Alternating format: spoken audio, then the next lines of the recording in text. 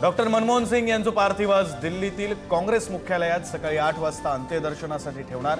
11:30 वाजता निगमबोध घाटावर शासकीय इतमामात अंत्यसंस्कार। डॉक्टर मनमोहन सिंग यांच्या समाधीसाठी जागा द्या, काँग्रेस नेत्यांची पंतप्रधान मोदींकडे पत्राद्वारे मागणी। केंद्र सरकारकडूनही सकारात्मक प्रतिसाद। मुंबईतील टिळक भवनात काँग्रेस नेते आज दुपारी 1 वाजता डॉक्टर मनमोहन सिंग यांना श्रद्धांजली अर्पण करणार। थोरात, वडेट्टीवार, पटोले, नसीम खान, वर्षा गायकवाड राहणार उपस्थित। बीडच्या मस्साजोगचे सरपंच संतोष देशमुख हत्या प्रकरणात वाल्मिक कराड फरार, तर सीआयडी कडून कराडच्या पत्नीसह राष्ट्रवादीच्या जिल्हाध्यक्ष राजेश्वर चव्हाणची चौकशी।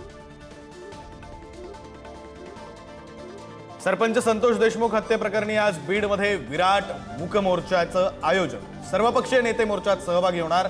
देशमुख हत्या प्रकरणातील मुख्य सूत्रधाराला अटक करण्याची मागणी।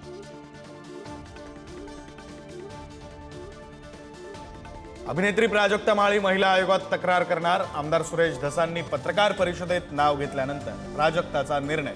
प्राजक्ता आज पत्रकार परिषद घेणार असल्याची माहिती। कुर्ला अपघाताची घाटकोपरमध्ये पुनरावृत्ती। भरधाव टेम्पोनं 5 जणांना चिरडलं। भीषण अपघातात एका महिलेचा मृत्यू। नांदेडमध्ये हॉर्न वाजवण्याच्या वादातून तुफान हाणामारी। भर रस्त्यात गाडीच्या टपावर चढून राडा। मारहाणीची घटना मोबाईल कॅमेऱ्यात कैद। नवी मुंबईतील दिबा पाटील विमानतळावर उद्या पहिल्या प्रवासी विमानाची चाचणी। परीक्षण अधिकाऱ्यांच्या पथकासह इंडिगो कंपनीचं विमान धावपट्टीवर उतरणार। पंढरीचा राजा विठुरायाच्या चरणी सूर्यकमळाचा सोन्याचा हार अर्पण। 132 ग्रॅम वजनी 9 लाख रुपयांचा हार भक्ताकडून अर्पण।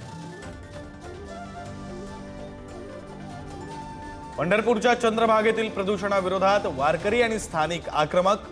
नववर्षाचं गिफ्ट म्हणून पंतप्रधान मुख्यमंत्री कार्यालयात पाठवणार कचरा।